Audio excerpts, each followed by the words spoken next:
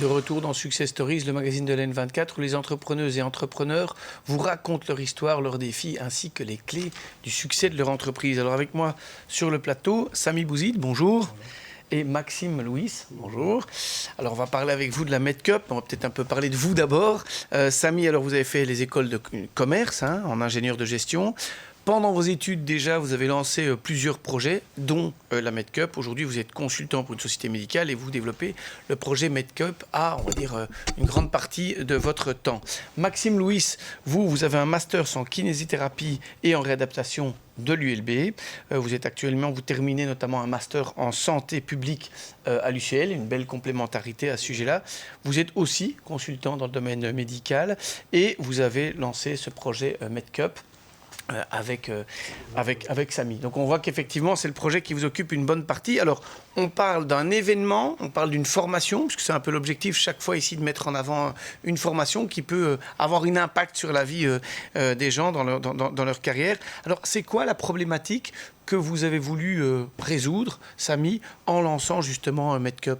Alors en effet, la MedCup, c'est la première compétition médicale pour étudiants en médecine. Compétition médicale pour étudiants en médecine, tout à fait. Et ce concept permet plusieurs choses. La première permet de compenser le manque de pratique dans les écoles de médecine à travers différents challenges pratiques et théoriques. Il permet aussi d'informer les étudiants en médecine des différentes perspectives de carrière qui s'offrent à eux, outre bien sûr les différentes spécialités classiques plus connues. Et puis enfin, il permet aussi de créer leur réseau de futurs consoeurs, confrères, qui sont aussi venus pour s'amuser autour d'activités médicales et ludiques. Ça veut dire quoi ? Ça veut dire qu'il y a un manque de visibilité sur les alternatives, entre guillemets, au métier de médecin classique. C'est ça que vous voulez mettre en avant dans cette oui. compétition/formation ? Oui, tout à fait. Donc en fait, on s'est aperçu, on se rend compte que beaucoup trop souvent, les étudiants en médecine, quand ils finissent leurs études, choisissent des options, des spécialisations dites entre guillemets classiques, sans savoir qu'il existe toute une série d'autres perspectives tout aussi intéressantes, comme par exemple rejoindre la défense belge pour devenir médecin militaire, ou encore participer à des actions médicales humanitaires, devenir par exemple aussi expert pharmaceutique et participer à la création des thérapies de demain, mais aussi par exemple opter pour une carrière un peu plus corporate et en fait rejoindre une firme de conseil en stratégie d'organisation hospitalière. Et en fait, toutes ces opportunités de carrière, qui ne sont pas forcément assez promues dans les écoles de médecine, justement sont mises en lumière au sein de la MedCup à travers différentes activités, comme par exemple les conférences, les challenges, les activités de networking et bien d'autres.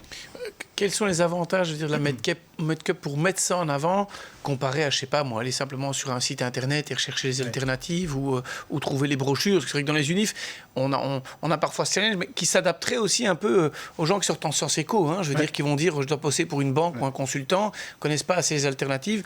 Pour les médecins, qu'est-ce que ça va différencier avec justement la MedCup ?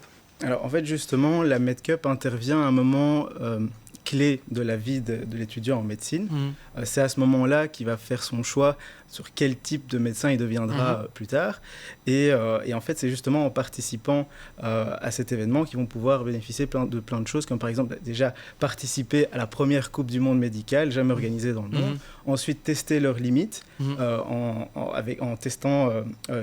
dépassant leurs limites, en testant leurs connaissances théoriques sur des activités pratiques, mais aussi, par exemple, rester à jour et être à jour avec les innovations scientifiques du domaine médical, notamment via les conférences qu'on appelle MedTalks qu'on organise, mais aussi créer leur réseau non seulement de futurs collègues internationaux, mais aussi partir à la rencontre de différentes potentiels employeurs. Et puis, cerise sur le gâteau, pour chaque challenge, le binôme gagnant remporte une récompense. Et par exemple, l'année dernière, le premier prix était un voyage all-in pour 2 personnes. Alors, Maxime, Samy nous a expliqué un peu tout ça, le fait qu'on veut pouvoir se dépasser, qu'il y a toute une série d'exemples concrets. Vous pourriez nous donner des exemples de défis qu'on va pouvoir faire pour les étudiants là-bas sur place ? Oui, alors de manière vraiment totalement non exhaustive, parce qu'en fait, en amont de l'événement, on crée toute une série de challenges, mais on en exploite seulement quelques-uns. Donc cette année, par exemple, il y aura de la plâtrerie.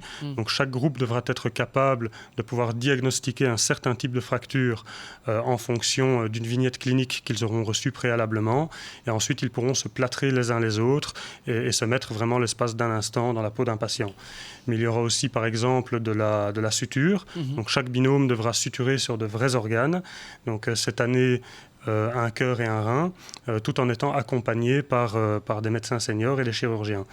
Et pour en citer encore quelques-uns, il y aura par exemple un challenge militaire, de la simulation de médecine d'urgence ou encore de l'analyse d'imagerie médicale. Challenge militaire, ça c'est quand même assez intéressant. Ça veut dire que la défense sera présente aussi sur place ? Exactement, donc on a la chance d'avoir un partenariat solide avec la section médicale de la défense belge, qui était donc présente l'année passée et qui sera toujours présente cette année. Et donc par exemple l'année dernière, ils ont recréé un plan catastrophe durant lequel il fallait prendre en charge toute une série de blessés graves selon un protocole bien défini. Ils ont aussi amené toute une panoplie de véhicules blindés et ont recréé un circuit de brancardage durant lequel les étudiants devaient s'habiller en médecins militaires.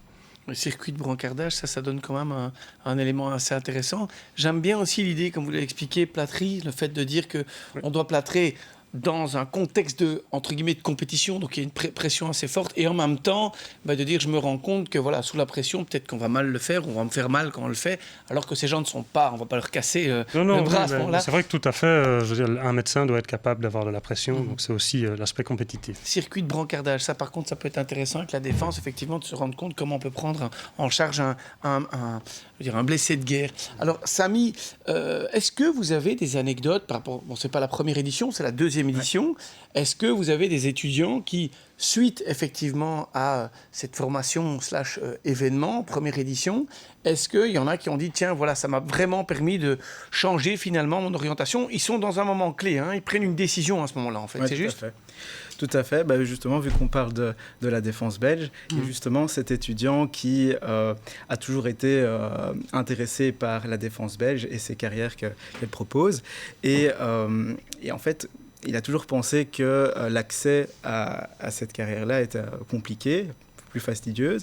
Et le fait justement que la défense belge était présente à l'événement et a pu justement communiquer avec cet étudiant des différents process, les informations, les détails et autres, il se fait que justement en ce moment, il se retrouve dans une procédure de recrutement pour rejoindre la défense justement. Donc ça a changé un petit peu. C'est vrai qu'on avait vu aussi qu'il y en a certains qui pouvaient partir avec une carrière totalement différente vers le pharmaceutique ou aussi parfois vers effectivement des entreprises de conseil stratégique. On voit en fait la formation de médecins ouvre vraiment de nombreuses possibilités. C'est intéressant de les tester. Alors, c'est de chouettes rencontres avec des potentiels employeurs, mais aussi, vous insistiez tout à l'heure sur la notion de réseau. C'est quoi ? C'est aussi le fait de pouvoir créer un réseau d'amis, copains, médecins dans ce domaine-là, donc entre les différents étudiants et étudiantes ? Oui, tout à fait. Et en fait, c'est justement là qu'est la grande plus-value, on va dire, de la MedCup. C'est que c'est un concept qui permet de réunir tant des étudiants en médecine, des jeunes médecins récemment diplômés et aussi des médecins plus expérimentés. Donc là-dedans, il y a des professeurs d'université, des chefs d'hôpitaux, des chefs de service. Et c'est justement cette réunion des différentes générations qui fait que c'est un concept unique et qui permet justement de renforcer les relations intergénérationnelles, ce qui est très important dans le milieu médical, la transmission de savoir et autres. Alors Maxime, on voit effectivement que la MedCup aujourd'hui c'est quand même en forte croissance. On parle de 400 à 600 participants, 14 nationalités pour cette année, 20 universités, 11 challenges, 8 conférences et tout cela en 2 jours d'événements. Si on regarde sur les orateurs internationaux, là on parle de qui ? Parce qu'on en annonce quand même quelques-uns. Vous pouvez nous donner un peu des exemples compréhensible pour le téléspectateur, de ce qu'il va y avoir comme orateur ? Donc c'est ça qu'on essaye. On essaye vraiment d'avoir des sujets extrêmement variés et qui sont en adéquation avec les dernières innovations du secteur médical. Et donc pour donner 3 exemples, donc on va par exemple cette année parler de la radiologie interventionnelle dans l'espace, donc comment faire de la médecine dans l'espace. On va aussi avoir le lifestyle d'un médecin humanitaire sur le terrain, ou encore Sébastien Deletaille qui viendra durant l'événement pour nous parler des enjeux de la médecine du futur. Ok, alors on le voit effectivement, une grande ambition, un très bon programme pour justement changer parfois aussi l'orientation et donner des conseils aux médecins. On le sait aussi, MedCup a commencé l'année passée, on voit la croissance est assez importante et on ne l'a peut-être pas dit dans cette émission, mais il y a une ambition parfois aussi mondiale de devenir la plus grande compétition de médecine au monde. Nous, on se retrouve la semaine prochaine pour d'autres Success Stories, une autre émission avec aussi d'autres entrepreneurs et entrepreneuses qui cartonnent et qui vous expliquent leurs bonnes pratiques.